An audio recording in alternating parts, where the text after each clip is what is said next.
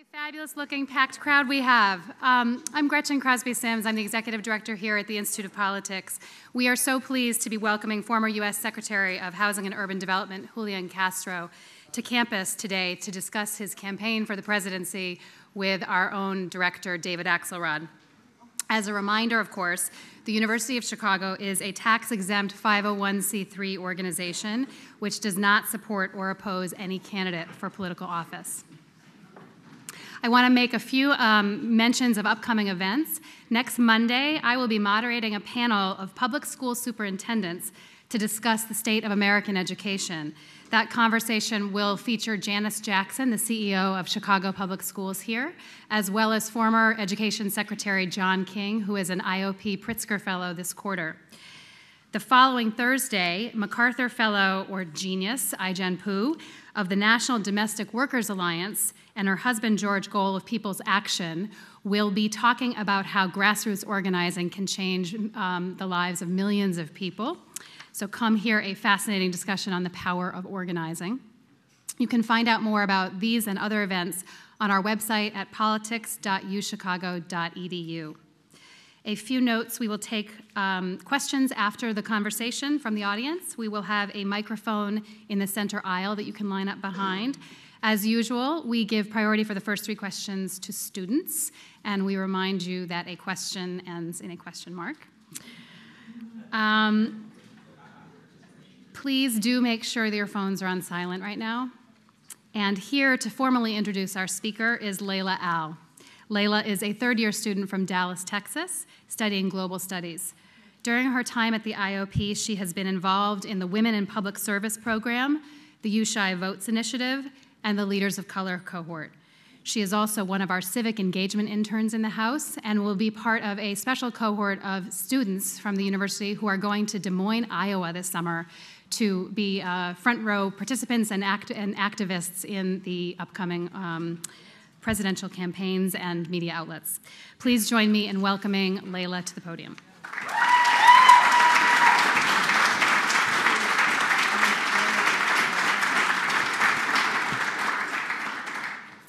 Good evening, everyone. Julian Castro's story began in 1922 when his grandmother Victoriana crossed over the Mexico-United States border seeking refuge with relatives in San Antonio from the violence of the Mexican Revolution. Victoriana eventually had a daughter named Rosie, who was the first of her family to attend college and fought for Chicano political representation as a civil rights activist. Years later, Castro would continue this legacy, attending Stanford for his bachelor's degree, and then Harvard Law, eventually embarking upon a continuously evolving career in public service. While Castro's story is certainly impressive, it is not unique in its nature. Rather, it is representative of the significance of immigrant narratives to both the history and the present of this country.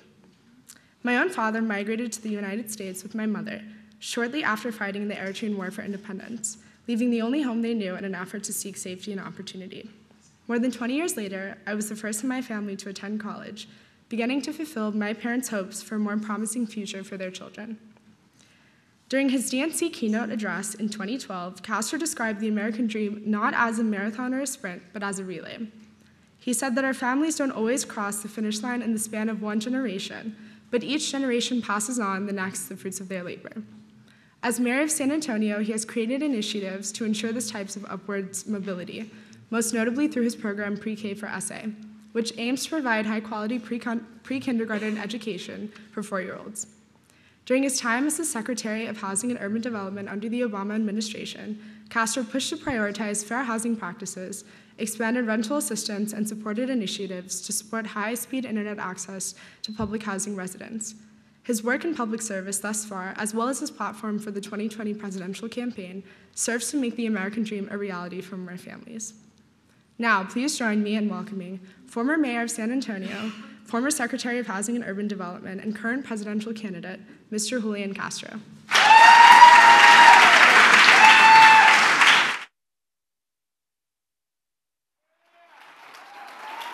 Glad to see y'all. All right.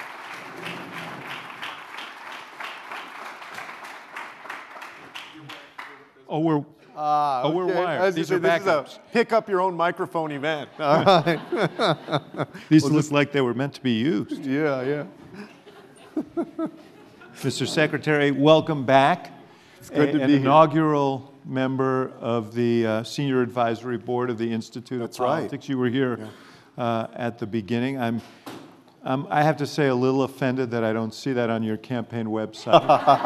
Yeah. But we will leave that aside. Yeah. And let me just say very quickly, I was telling David, having been there at the beginning as an advisory board member, that it's absolutely spectacular what y'all have built up here at the Institute of Politics. Yeah, congratulations to everybody, and especially to all of the staff here. That's so nice. Now I'm going to have to cut out questions 6 and 11 because you were so nice to me. Yeah. No, and your brother, Joaquin, is on the board now, congressman from Texas. You guys got in trouble once back in the day. In your first campaign, I think, you were trying to cover one event. You covered another. When I ran for mayor in 2000, I have a twin brother. And my brother likes to say that the way to tell us apart is that I'm a minute uglier than he is. But I'm actually a minute older. When I ran for mayor in 2005, my political opponent said that at a parade that my brother was at, that I was expected at, that we had tried to switch and have him be like me at the parade, right? Yes. Which was not true, but it made for such a great story. Yeah, well, I read that, and it made me picked up want by to ask, everybody. how do we know it's you? Because I'm the good-looking one. That's why I'm good-looking. So this is an enormous undertaking, running for President of the United States, and you obviously feel drawn to it by this moment that we're in. What is the moment that we're in? What is it that compels you? A sense that I got into politics originally because I wanted to make sure that just like I'd had the opportunity to go to the public schools of San Antonio and go to college and law school and to become the first in my family to be a professional, become a lawyer. Basically, I reached my American dream. I went into public service because I wanted to make sure that everybody could reach their own dreams, that we would expand opportunity in the country, and starting with my local community. And if there's something that has defined this administration, it's that this president is narrowing more and more who gets that kind of opportunity and who doesn't.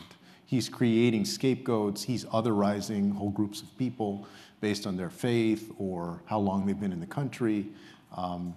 And so I see that as the completely wrong path. And I have a chip on my shoulder about our country to make sure that we can have a country where everybody, no matter who you are, can reach their American dream. And that's why I feel compelled to run right now. And are there specific, that is a tremendous and wrenching challenge for the country right now. We hear a lot of talk of specific issues, healthcare, obviously, climate, and others. How would you prioritize those? What are the things that you think, if I were President of the United States, the first thing I'd do on January 21st of 2021 is begin on this? So the first thing I would do on January 21st, 2021, by the way, I think that at 12:01, that day that we're going to have a Democratic president, a Democratic Senate, and a Democratic House.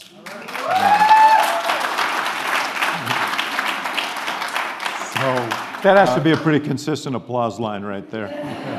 At least in the audiences in which you're traveling. I would sign an executive order recommitting the United States to the Paris Climate Accord. That's the first thing I would do. Right?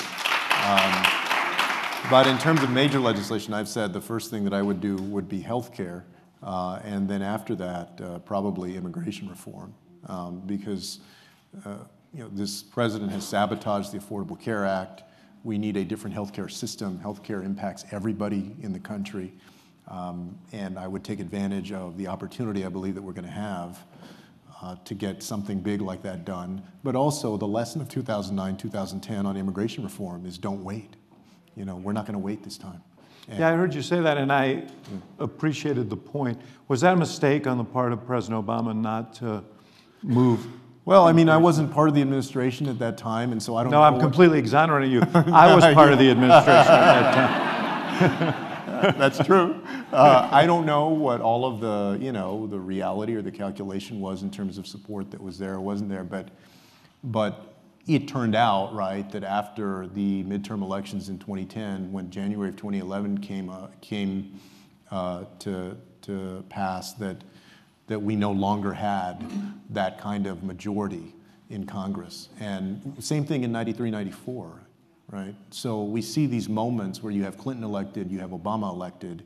I think that we're going to have that moment again in 21, 22. I'll tell you, having been there, this you'll have to contend with if you become President of the United States. It turns out that there is a limited sort of pipeline through which to pass legislation, even when you have the Congress. So, for example, I remember getting the call from Harry Reid after the House had passed the cap and trade legislation that the president wanted to get through in those first 2 years. And we're exchanging, observations, and finally, and Harry says, by the way, he says, we're not going to be able to take up the cap and trade bill. We just don't have the days left on the legislative calendar. Would you mind telling him?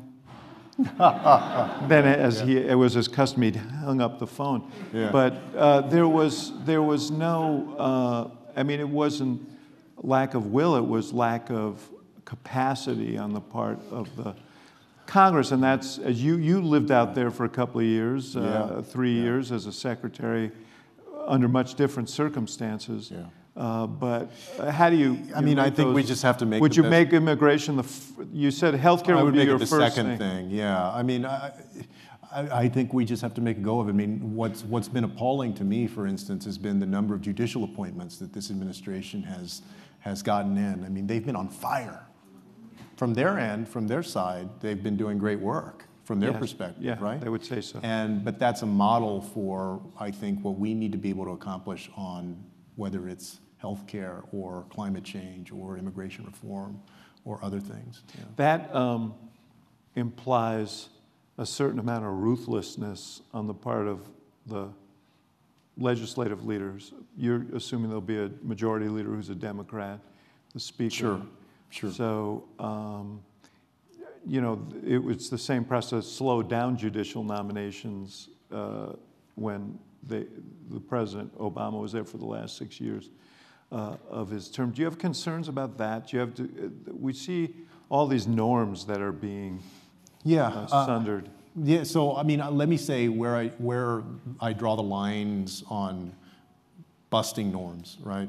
And I'll use the lens of this conversation that has come up around whether to pack the Supreme Court or other ways to look at the Supreme Court. First of all, with regard to the filibuster, if the choice was between everybody having health care in this country or that 60-vote rule that's not in the Constitution, I would choose everybody in the country having health care. Mm-hmm. Right? But some people have proposed, because on our side, everybody is worried about the direction of the court, and it particularly groundbreaking, fundamental opinions like Roe versus Wade and what's going to happen, whether we should increase the number of justices. Another plan would be a different way to appoint those justices, right? Where Democrats appoint some and Republicans appoint some, and they have to agree. And the court itself would, I heard Mayor Buttigieg talk about 10 are appointed by the president, 5 by the court, and they have to be approved by a unanimous vote of the other justices. There are all kinds of ideas about that. So I would favor, if we were going to change something that that is not just going to get changed the next time they're in power. Right? There's nothing in the Constitution that prescribes the number of and that's why I think that you can't, remember when Roosevelt had his court packing plan, right? And but if you moved it from 9 to 15, what's to say that 5 years later they couldn't come back and move it back down to 9 or to 11? Let me compare that to this issue of the filibuster. He did. It wasn't politically popular. He did sort of cajole the court into one of the justices, Swit. You remember That was the old a switch in time saved 9 thing. Yes. Yeah. But compared to the filibuster, right, there is a fundamental understood majority rules of 50 plus 1. And so you have a built-in norm that everybody can still center on. Whereas in this other example, there is no built-in norm that people can center on. So it lends itself to manipulation. Yeah, and I see those two as fundamentally different. Talk about immigration. I know it's important to you personally because of your own family's journey, and you have come, you're probably the most explicit about your thoughts about where to go from here on this. Just give us just a couple of minutes on that. Well, you know, I grew up in San Antonio, which is just a couple of hours from the border. I know we have some San Antonians here in the crowd today. Yeah. So on April 2nd... They're always so enthusiastic, the San Antonians. They're missing their breakfast tacos and stuff. On April 2nd, I released my People First immigration plan. And basically, I take a completely different view from this president on immigration. A year ago, the administration essentially told us that if we would just be cruel enough to separate little children from their mothers, that it would deter more families from coming to this country. And instead, right now, we have more families than ever that are coming from Central America. And so I believe that we need to have a secure border. I believe the border is more secure than it's ever been, and we can maintain its security, but that we should choose compassion instead of cruelty. And what I would do is that I would decriminalize people who are coming here who are seeking asylum or people who cross the border, which is basically the way that these things used to be treated as a civil violation before 2004, which would help us reduce the backlog. We have years worth of immigration cases that have yet to be heard. Right? So people are essentially in limbo for a long time, staying here in the United States, unadjudicated.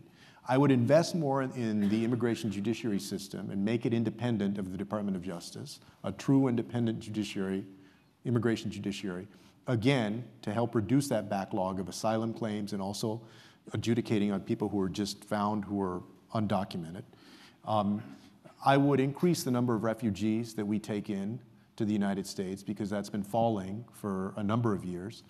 I would launch a Marshall Plan, 21st Century Marshall Plan for Central America, so that people can find safety and opportunity in their home country, in El Salvador or Guatemala or Honduras, instead of having to come and knock on the door of the United States to find safety and opportunity. I see that as a smart long-term... The president's taking the other tact, which... Yeah, talking about cutting off aid to these countries, which I think is downright stupid. Just like closing the border would be downright stupid. You close the border, and the only thing that you're affecting are jobs here in the United States, because there's so much trade that happens between the United States and Mexico, and I see that as somebody that's down there in Texas. And so, whereas this president has taken a very emotional, fear-based, paranoia-based approach, I actually take a smart, strategic, and compassionate approach to immigration. Do you think that his motivation is rooted in security, or is it political judgment on his part? Oh, it's politics. He thinks what he's going to do. That was a leading question. He's going to win. Yeah. Thank you for that. He thinks he's going to win another narrow electoral college victory, probably getting states like Michigan and Wisconsin and Pennsylvania by using that issue. And number one, I don't think that that's true. I think that enough people are not going to fall for that a second time. I think they're good-hearted people of every background on this issue. And secondly, what he's done is he's really accelerated the movement of Arizona, Texas, and Nevada toward the Democratic Party. And I think that's going to continue. He threatened the other day to deposit migrants in sanctuary cities. This engendered a very strong and negative reaction. Some mayors, the mayor of this town and some other mayors said, actually, we welcome migrants here. We would welcome them here. Why wouldn't that be the right response to that? It's not the right, well, I think that's the right response from the mayors. I don't think that that's the right approach by the president. But I'm just, you know. No, I mean, I think for the mayors and for communities, because as y'all know, what usually happens, what would happen in the Obama administration is that the government would coordinate with communities to see what the capacity is of communities to take in migrants. You have organizations like Catholic Charities, a whole bunch of other nonprofits that help to provide shelter and basic necessities, and you need to make sure that that support system is there of shelter and other things that they need. That's why you can't just dump people, you know, wherever you want. The other consideration is that folks are more likely to stay in a community and show up for their court hearing if they're attached to something in that community. And so you try and place these individuals near where their family lives, right? Some of them have family that are here in the United States. If somebody is in, I don't know, Santa Fe, New Mexico, they have family there, they're gonna be staying there, then you want their proceeding to happen not too far away from there, maybe in Albuquerque or El Paso. So to just throw them anywhere in the country like that doesn't make sense. However, if a city says, yes, we're prepared to do that, then yeah, I mean, is it better if they have the support system there? Hopefully you could coordinate that with where their hearing is going to be held as well. His point obviously was to try and get people to react that way, because he's trying to make the point that all of you people who say you welcome immigrants don't really want to welcome immigrants. I mean, it seems like he was baiting a trap. Yeah, perhaps. I mean, he's going to keep doing that. He's going to keep finding ways, right, to try and, it's all emotional. This isn't even about the policy anymore. It's all about stoking fear and paranoia and division. And that's the hardest part of it to deal with, because there's a reason that he keeps going to it. That's his go-to strategy. I would think that'd be particularly hard for you, because you're a reasonable, calm, rational person, and you tend to react in reasonable, calm, and rational ways. Do you think that there'll be a market for that in 2020? Yeah, I think so. No, I mean, it's a serious question. So. Yeah. Well, my underlying theory, and it's the only reason I feel free to ask a question in that way is that I know you won't yell and scream in response. So. That's true.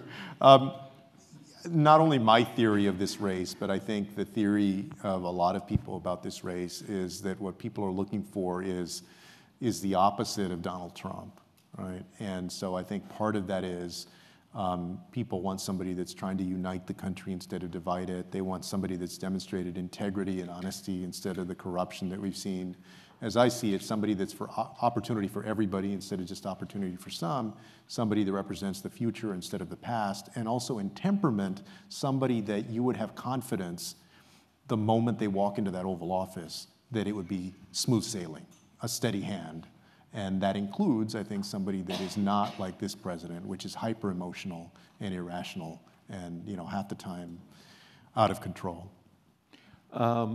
Let me touch on the two issues you mentioned at the beginning, climate and healthcare. Let's take healthcare first.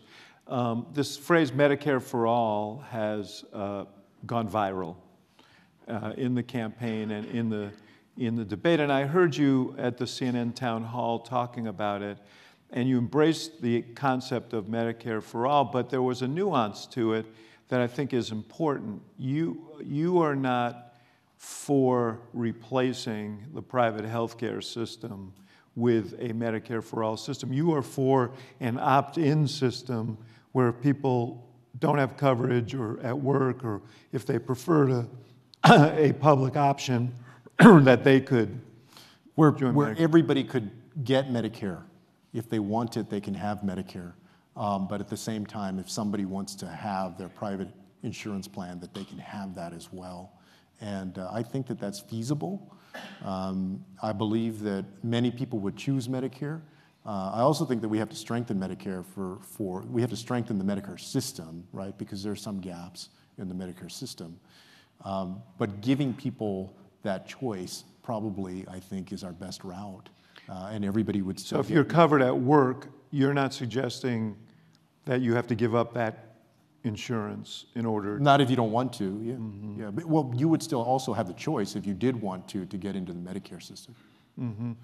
And what is wrong with the Bernie Sanders scenario where you just replace the entire system? I mean, I wouldn't phrase it as something wrong with that. I think that we can achieve this system where. Before you answer, let me remind you that Iowa is a big insurance company state. Go ahead. Just saying. I would say that giving people that opportunity, that choice, right, makes it that much stronger. I have said that even though I believe somebody, ought to be able to keep their health insurance plan if they want it, that I don't believe the profit motive should ever be the driving force behind whether somebody is able to get health care or not. That's why it's important that Medicare be there for everybody. Because frankly, I also don't have much confidence in health insurance companies. And I think that over time, more and more people would choose Medicare versus staying on their private health. And how would you finance that? Yeah, so as you know, there's a Medicare for America legislation that's been proposed. During the course of the campaign, I'm gonna come out with my own proposal for how it would be financed. I think people should see that. It would include everything from reversing these Trump tax cuts to looking for other revenue, because it would take other revenue. But right now, there's also a tremendous amount of waste in the system. And by that, I mean money that goes to profits of big pharma and to insurance companies. The money is there in the system. I think the money needs to be better directed to actual care and not just this illusion of health care that often exists. The Green New Deal, another one of these viral things but it doesn't, I'm not sure that there's a really concrete concept of exactly how it would work. You embrace the concept of a Green New Deal. Yeah, I like the concept. I mean, I think when I think of the Green New Deal, what I think of is that, number one, we need to get serious about combating climate change. We need to lead again on climate change. We saw this UN report a couple of months back that said that we basically have 12 years to get serious about this, or the consequences could be tragic. So this says we don't have to choose between protecting our planet and growing our economy and creating jobs. You think about the new energy economy that's out there, the solar industry, the wind industry, other renewables. The opportunity is boundless. And I think that at base, the Green New Deal is about making those investments in reducing carbon emissions, embracing sustainability, and combating climate change, and also growing our economic opportunity by incentivizing investment in renewables. Do you think that conversion can happen as was prescribed there in 10 years? I mean, I don't know if it would be 10 years, but this is what I say. We should be bold. When I was HUD secretary, I got there in 2014, and we were in the middle of working on something called Opening Doors. Opening Doors was a groundbreaking plan to end homelessness that President Obama created in 2010, and it said that we want to begin by ending veteran homelessness by the end of 2015. So I got there in 2014. We got to the end of 2015, and then some writers, as writers are wont to do, started writing, oh, well, you didn't end veteran homelessness by the end of 2015, so you failed, which we did not end veteran homelessness by the end of 2015. But between 2010 and 2016, veteran homelessness went down by 47% in this country because of the leadership of the Obama administration, and because mayors and governors and continuums of care, nonprofits worked very hard with best practices to reduce veteran homelessness. So we almost cut it in half in that time. My point being, with the Green New Deal, let's set very bold goals. And even, if we don't quite get there, the impact of that on reducing carbon emissions and combating climate change is going to be spectacular. That's what I believe in. I get excited about that. So be bold, but we may have to settle for boldish. Yeah, be bold and work toward that. But what's the worst thing that can happen? Like, what do they say? That you shoot for the moon, and right, you might reach the stars. Is that what? Yeah. You had a very, very celebrated record as mayor, and Layla spoke to some of that. You expanded pre-K in your town, and you did a whole, and you helped transform the economy of San Antonio. So I just want to stipulate those things because everybody wants to talk about the good things that they've done, and you should. Yeah. But tell me what the biggest mistake you ever made was in public life and what you learned from it that might be useful to you if you became president. I think one of the mistakes that I made at HUD was on some things, not putting my foot on the gas early enough, because we only had 2.5 years left in the administration. For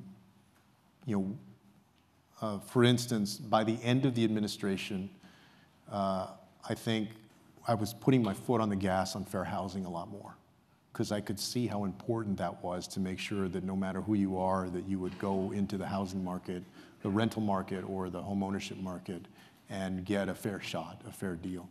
And whether it was that or other things, I don't think I got at the very beginning how long the rulemaking takes and how bureaucratic that system is. And so by the end of it, I felt like, golly, I mean, like we should have started this, when we got here.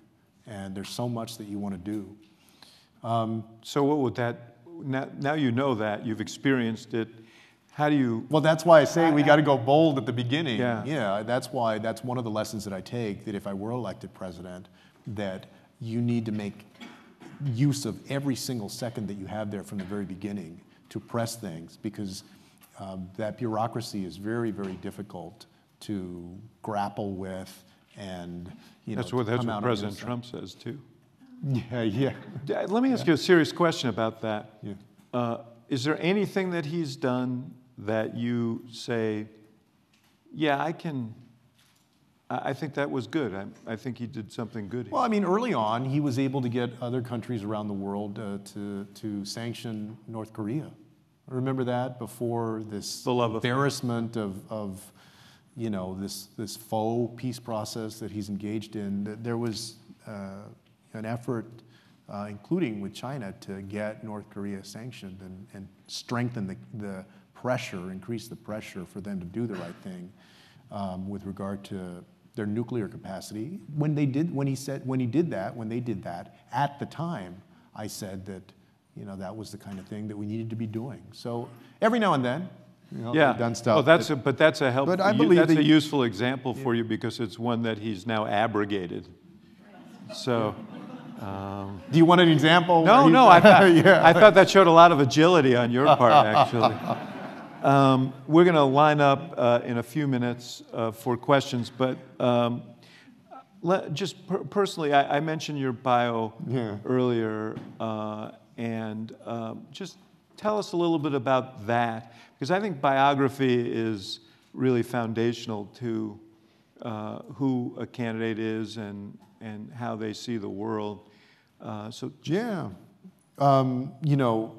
My twin brother Joaquin and I grew up with my mother and my grandmother had come over from Mexico when she was 7 with her little sister because their parents died. And in 1922, they came across from Eagle Pass, Texas, and ended up with their closest relatives in San Antonio. She raised my mom as a single parent. My grandmother had worked as a maid, a cook, and a babysitter her whole life because they yanked her out of school before she finished elementary. And so, she didn't have a formal education. My mom raised my brother and me as a single parent after our parents split up at the age of 8. She had also been very involved in the old Chicano movement of the late 60s. She was an organizer. Yeah, she was an activist. And she took you to...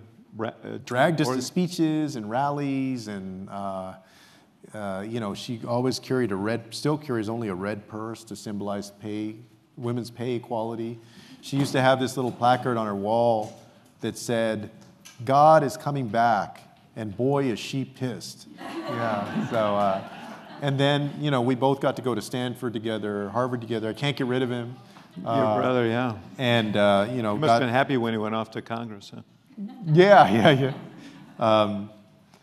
we couldn't get rid of each other. We came back, both went into the practice of law. I jumped into politics, ran for city council and won when I was 26. He got elected to the state legislature at 28. And then I lost a close race for mayor in 2005, came back in 2009 and won, and served for 5 years until actually 5 years ago tonight, I got a call from Barack Obama. You know, and I remember the date, I always say, because it's not every day that the president calls you and asks you if you want a job, right? Like, I had just gone through the drive-thru at Panda Express. And, you know how some calls, they say unknown or block call? It said private, right? So if you ever get a call that says private, answer it. Hopefully, I'll be the one on the other end of the line, right? And then I served the last 2.5 years of the administration, but you know, I grew up in this, like a lot of people, I grew up in a family that was striving, that had not yet reached the American dream. And in my DNC speech, I talked about the relay, right? The American dream being a relay where one generation passes it on to the next, even if that generation doesn't reach the American dream themselves. And what I had in mind was my grandmother that never, you know, never finished even elementary school, certainly didn't go to college, didn't drive a car, didn't own a home, never opened a bank account, but saw that her daughter was able to graduate from high school and then be the first one to go to college. And then she raised us, and we were able to graduate from college and then go to grad school and become professionals. And you know, I feel like my family has lived that American dream, and that's what my public service is about. You showed a lot of perseverance to get to where you are. Today, the fundraising numbers came out in the last couple of days. I'm near the bottom right now. They suggest that you'll need a lot of perseverance. I will. In this race. First of all, how important should that be as a measure of one's competitiveness, and how long can you languish there at the bottom of that list before you go home to Texas? You know, I mean, it's inevitable that media are going to focus on that, as you know. Although this early on, I waited for right until the last question. Yeah. Right now, I don't think that that's as important as it will be later in the year. Fortunately, we actually have seen our fundraising like quadruple or more the pace of it over the last 3 weeks, which is great. So the second quarter, I think, is going to be a lot better than the first quarter because we started investing in digital fundraising in a way that we just weren't doing. We're investing in that much bigger now. So our draw is going to be a lot better in the second quarter, and we see that. But it also means it's a campaign, right, that we have to be more strategic. But right now, I'm not fazed by not being at the top of these polls. Like what my vision for this campaign is two things. Number one, that we build steadily support. We have 43 weeks until the Iowa caucus, right? But who's counting? Except me. So that's one thing. We want to steadily build. Like, I don't want to be just, you know, a flavor of the month in April of 2019 or June of 2019 or November of 2019. I want to build support steadily. And then secondly, you know, with the way politics are today, you can have these viral moments, right? And the ability to build off of that. But the key is that you have to be able to sustain that. And what I'm putting in place is the ability to sustain that. I guess the third thing I would say is the one advantage that I do have, and sometimes this sounds a little odd, but an advantage that I have right now is lower expectations, right? Because my vision, for this... Good work. Yeah, I know. My vision for this campaign basically is that there's some people in this race, and I think you already see some of this dynamic happening, right? When you have high expectations, then yes. So I'm starting here. Some people are starting here. My vision is for these things to cross. For my performance, no, really. I mean, later in the year, right, my performance versus my expectations to keep going up. You already see some danger for some folks in this race. No, you can where become they're the starting to prisoner come of those down. expectations, for sure. We will cross at some point, whether that happens in the summer or whether it happens in the fall. As long as it happens with enough time for me to be peaking around February of 2020 when Iowa caucuses. Yeah, that's my vision for the campaign. All right, well, sounds very sensible. These guys have expectations, and that's that they get to ask some questions. So why don't we get to that? All right, Secretary, thank you for coming. My name is Richard. I'm a fourth-year political science major in the college. I wanted to get your thoughts on criminal justice reform. What are your plans to tackle racial disparities in our federal penal system? What are your thoughts on mass incarceration, private prisons? Yeah. Well, and I've made this a centerpiece of my agenda. I talked about this at my announcement speech. I generally, in my sump speech, address this. Number one, we need to build on that First Step Act that was passed by Congress and signed by the President. I know that that did not go all of the way, of course, for what we need to address, but we need to continue with sentencing reform, cash bail reform, investing in things like our public defenders, so that people don't need a lot of money to be able to have good representation. I believe that we need to do things like legalize marijuana, because that has tied up a lot of people in the criminal justice system, I think, needlessly, and then go beyond that and expunge records. I'm a fan of some of these jurisdictions that have begun to do that. I also believe that we should build on the work of the Obama administration's task force on policing in the 21st century. A couple of weeks ago, I was in Charleston, South Carolina, like 2 blocks away from the Mother Emanuel AME Church, right? And it reminded me that if Dylan Roof can go into the church and murder 9 people, and then a few hours later be apprehended without incident, which he should be by the police, then what about Eric Garner? What about Stephon Clark? What about Tamir Rice? What about so many black men, especially, who have been gunned down, unarmed, by police? Everybody ought to be treated the same under the law and by law enforcement. And so I would work to improve our criminal justice system the whole way through. And as somebody pointed out to me when I met with these folks that work on a college program for people who are incarcerated, oftentimes people don't get a first chance in life in a lot of places, right?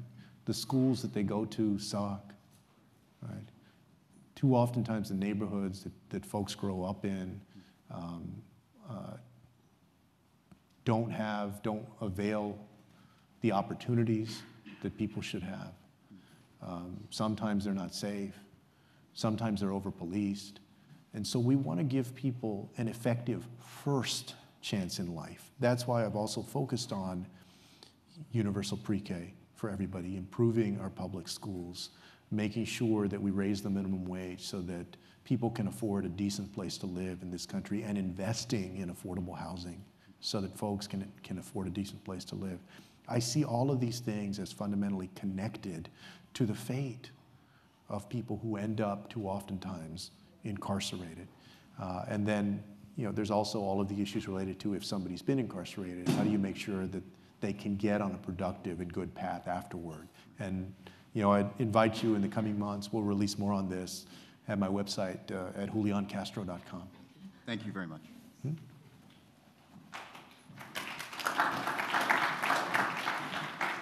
Hi, I'm Jonathan. I'm a 2L at the law school and a graduate of the undergrad.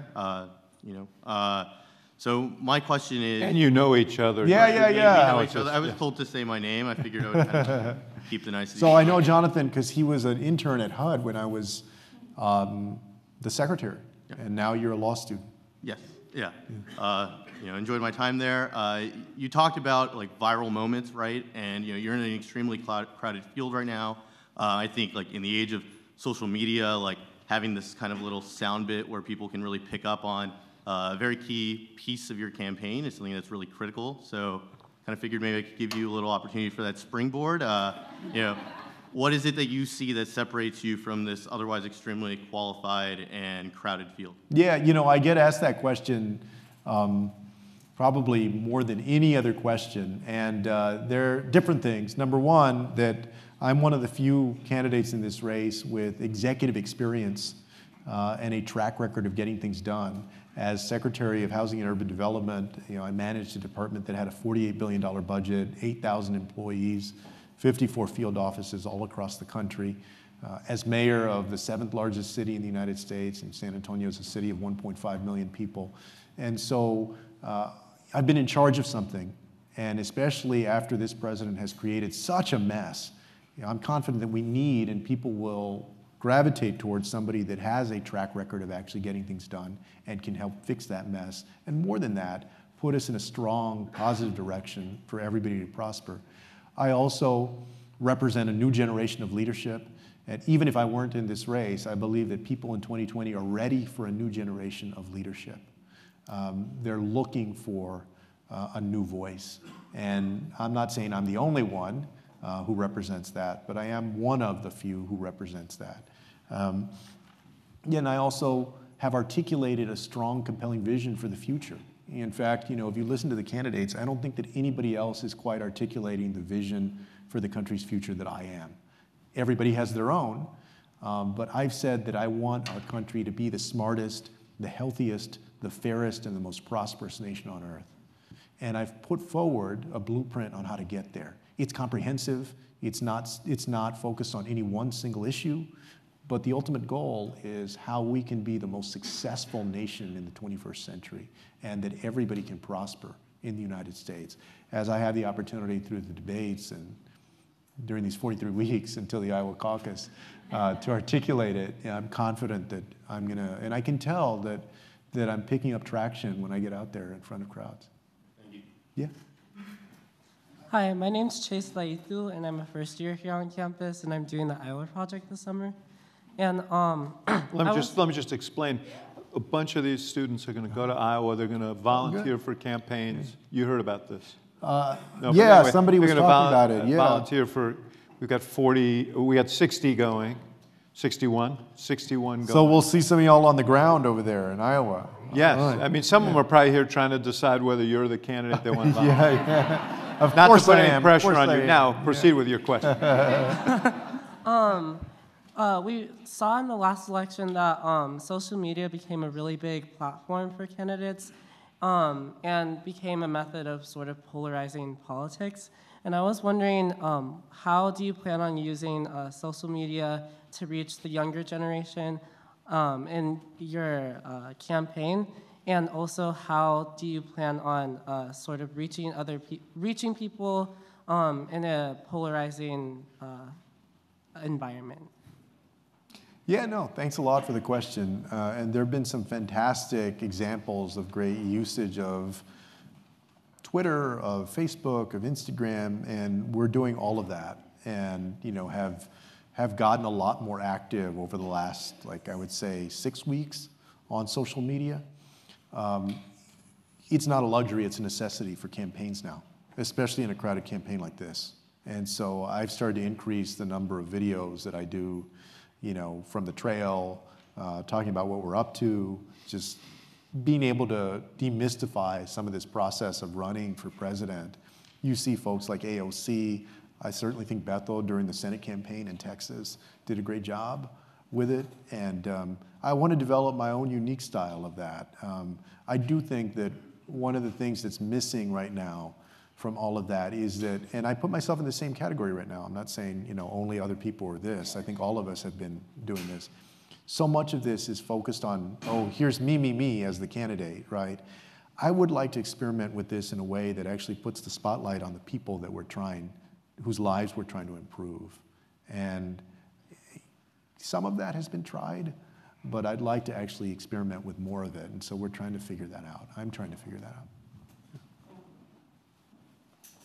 Hi, I'm Jacqueline. I'm a fourth-year public policy major here, and I actually just finished writing my thesis on the connection between charter schools and minority students. Yeah. I don't know if you knew this, but San Antonio actually has a relatively high proportion of its public school students enrolled in charter schools, and so I was wondering what your stance is on charter schools themselves and the school choice movement as a whole. Yeah, thank you very much for the question.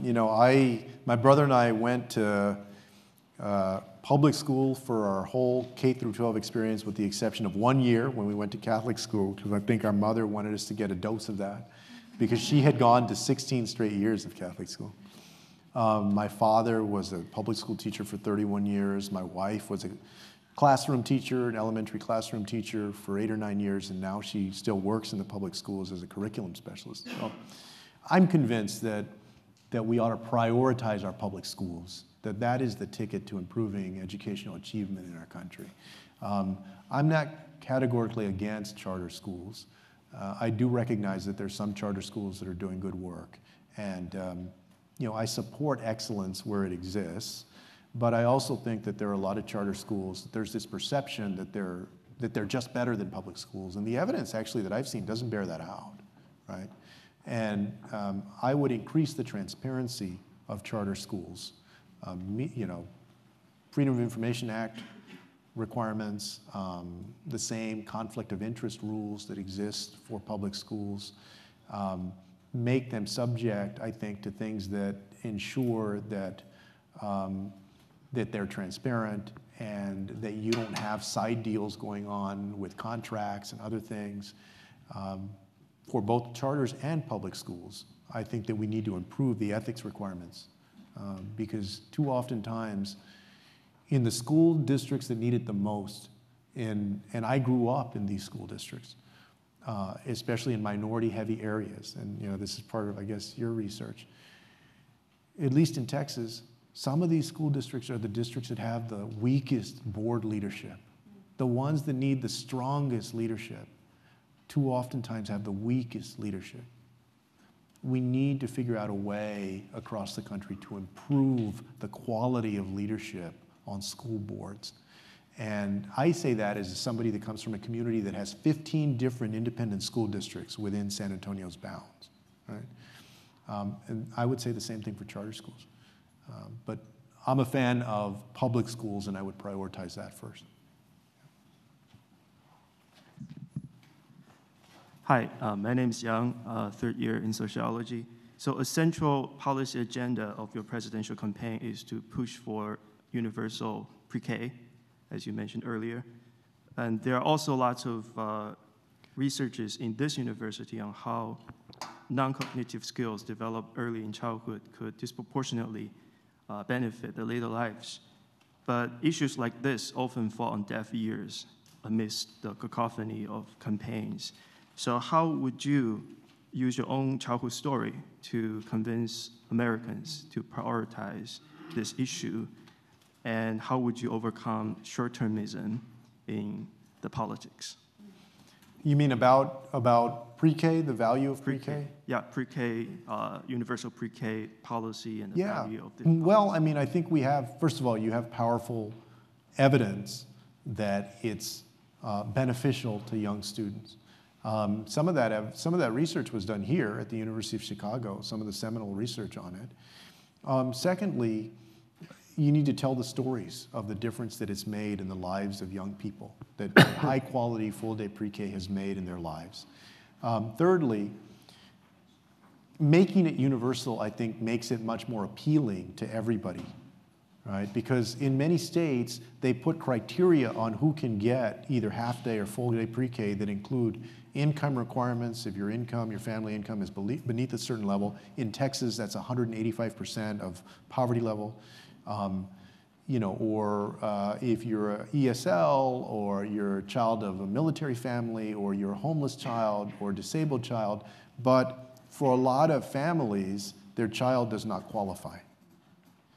And I think it's a strong argument that you can make to a lot of middle-class families and lower middle-class families, and even upper middle-class families, that look, your child should be able to get excellent full-day pre-K too. And I know that in a lot of instances, you can't afford that right now.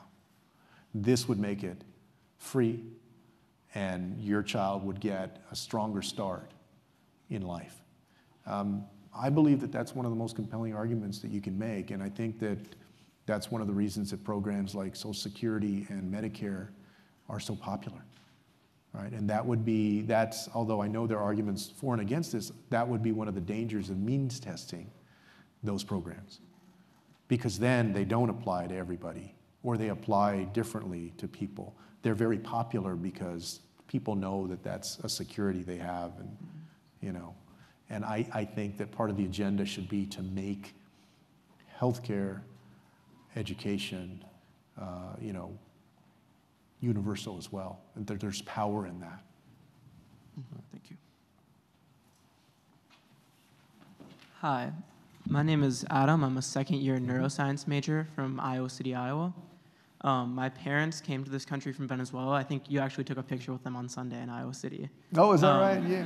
That's right. I remember them. Yeah, I do remember them. Be nice to the Because, I mean, you don't meet that many people in Iowa that say they're from Venezuela. Tell them they said hello. Yeah. I was wondering what you think the role of the U.S. should be with the crisis in Venezuela, and whether globally you think the U.S. has a responsibility to try and build democracies. Thanks a lot for the question. I do think that the United States has a role in supporting the will of the Venezuelan people, certainly of helping to ensure that humanitarian aid gets to a country whose many residents are starving, have lost a lot of weight. Their infrastructure, a lot of it has crumbled, is just not there. And so I do think that the United States should play a role in being able to deliver the basic necessities that the Venezuelan people need. I'm not shedding any tears for Maduro, because I think that he's acted like a dictator, and that they need stronger leadership. I do have a reservation about the United States being seen as trying to install its own leader, because, as you all know, we have a very checkered history, whether it's in Central America or other parts of Latin America, that has bred a tremendous amount of resentment over the generations when we've been seen to install our own person. But to answer the second part of your question, I do believe that the United States has a role to play in furthering the values that we share of freedom, democracy, and opportunity.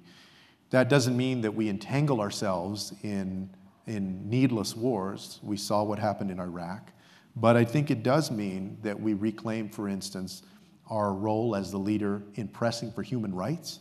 It has been horrible to see this administration cozy up to Kim Jong-un and to Duterte in the Philippines and to a number of other leaders who have violated human rights left and right. I would go in the other direction and make sure that the United States, again, is a leader when it comes to pressing for human rights. I do think that we have a role to play. Without, that does not mean that we would press forward and get into wars that we don't need to get into. But I do think that the United States should be a friend to people who are striving around the world to be treated with basic respect and be treated equally. And to go back to your question about Trump, one thing that if they follow through with it, that I agreed with was, I think I saw something flash through the news the other day that they were going to press the case for the LGBTQ community and human rights abroad. I think that he uses that issue in certain ways here domestically, right? However, if they do that in substance, then that's something that I agree with. I think the United States should press that case overseas. Right? Hi, I'm Owen Merck. I'm a first year in the college. And as you know, you have a few colleagues in the race that are current or former mayors. Yeah. Senator Sanders and Senator Booker were in Burlington and Newark, Mayor Buttigieg in South Bend. What is it about being a mayor and being mayor of San Antonio specifically compared to those other cities that sets you up to be president? Well, we're the ones with the best breakfast tacos and the best basketball team, right? Best basketball team, right? With now the winningest coach. Popovich has won more games than any other coach. Did you see that? Yeah. But more seriously, well, I mean, let me just say in general first, that I think the reason you're seeing people gravitate toward mayors is because being mayor is all about cutting through the crap and getting things done. And that you're measured on your ability to get things done. That you don't have the luxury of not being proactive and working hard, because people can tell whether you succeeded or not. Are the streets paved? Is there good fire protection, police protection? Is the garbage picked up on time? Are there more jobs that are coming into the community? All of those things that determine economic opportunity and quality of life, they run through a mayor's office. Also, it's very close to the people, and I think we feel a disconnect right now, especially to Washington. So that's one thing. I think about San Antonio in general, well, look, I mean, San Antonio is a city of 1.5 million people, right? So it's a large city. It's also a diverse city. In many ways, it represents what America is going to look like in the future. It's a city in a red state. And so I came up in a nonpartisan context, so I routinely had to work with people that didn't agree with me. I had to knock on the doors of people who were conservative, who were Republican, work with council members that were Republicans to get things done. I mean, pre-K for SA was a good example of that. I had to convince the other members of the council and also work with the business community that tended to be more conservative about why we should raise the sales tax. And at the end of the day, they were some of the biggest supporters of that, along with the education community in the city. So I think my experience of navigating not only local government, but also local government in a red state where I was trying to get progressive things done and did get them done speaks well about my ability to work in a system where, I mean, we're going to need to try and find compromise where we can to get our progressive things done. Hi, I'm Devesh. I'm a first year studying poli-sci and econ. And my question is about foreign policy. So I appreciated your response about Venezuela and human rights. I think one of the kind of projects of the Obama administration under both Secretary Clinton and Kerry was kind of shifting the US's foreign policy away from kind of the Middle East and towards the East, right? Towards like countries like China that are rising right now and could threaten the United States in the future. So my question is just kind of how do you think about these issues? How do you view, for example, the rise of China? And what concrete steps do you think you would take to reorient American foreign policy towards those issues? Yeah, well, I would say three things. I see our role as leading when it comes to the values that we care about. I see our role as competing in a 21st century global economy. I agree with people that say, for instance, when we enter trade agreements, right, that we have to make sure that American workers and American companies are the ones that are going to benefit. And if we ever enter into another trade agreement, I would ensure that we have stronger labor protections, environmental protections, and also enforcement mechanisms. And then there's a role to crack down on cheating, whether it's within a trade agreement or outside of a trade agreement. I agree with you that we need to be proactive as China becomes stronger and stronger. My hope is that in the future, we're going to be as much collaborators with them as we are competitors, and hopefully not enemies. But let me tie this back into the way that I see Latin America. China right now is striking out, going and developing relationships in Africa and in Latin America. And this president has dropped the ball, for instance, with this erratic trade war that in Iowa has meant that soybean farmers are losing business, and instead that business is going to countries like Brazil. And so we need to be thoughtful about how we approach, both on trade and in every other way, China. It's estimated that China is supposed to eclipse the United States in terms of its economic strength in 2030. We need to work as hard as we can to always be the strongest nation on earth. And I mean that economically and militarily. And what's been missing from this administration is that it has this go-it-alone approach. I would summon our allies, repair the damage that's been done with our allies in Europe, and then summon all of our allies and forge an approach on trade and in every other way that gives us a stronger hand with China. A lot of people disagreed with the TPP, and I think that the TPP could be improved. But one of the underlying theories of the TPP was that you had these countries that were getting together and forming a strong trading bloc, right, as China rises. And I think that the underlying philosophy of strengthening those partnerships is the right one. And I would work as hard as we possibly can to do it, and then add to that those partnerships in Africa and in Latin America. Right? The president doesn't believe in multilateral trade agreements. You're arguing that we need them. Yeah, I don't see a problem. I wouldn't exclude multilateral agreements. I believe that they But fundamentally, you believe in trade. And I do, strong yeah. trade agreements. Yeah, I mean, you know, and look at this president, what he's done, right? He came into office saying that he was going to scrap NAFTA. And instead, they tinkered with it, basically. You know, and so because that's a recognition that if we do it right, that we can get ahead with trade. Now, like I said, I want to approach these things cautiously to make sure that we have the right labor protections and environmental protections and enforcement standards so that essentially we don't give an upper hand to another country. But yeah, I fundamentally, being from Texas, I fundamentally have been able to see the upside of if we get trade right, what's possible. We just have a few seconds left.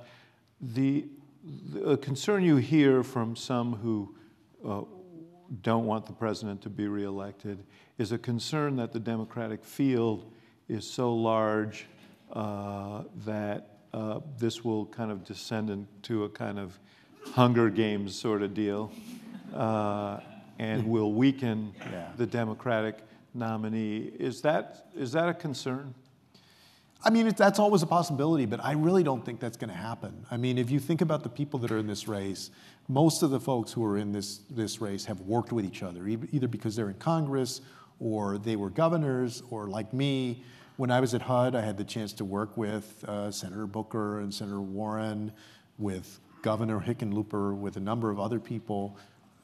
So people have relationships, and I think we recognize that the biggest imperative is to beat Donald Trump. And the last thing that we want to do in 2020 is to fuel or fan the flames of division and these sore feelings that were still left over from 2016. We want everybody to come home when there's a nominee. And I think that actually this primary process is going to make the nominee stronger, more able to defeat Donald Trump because of it. And at the end of the day, this is going to be more like 2008 than 2016. An optimistic note from the standpoint of Democrats to end on. Secretary Castro, so great to see you. Thanks a lot. Good luck on the road. Thank you very much. Thank you very much.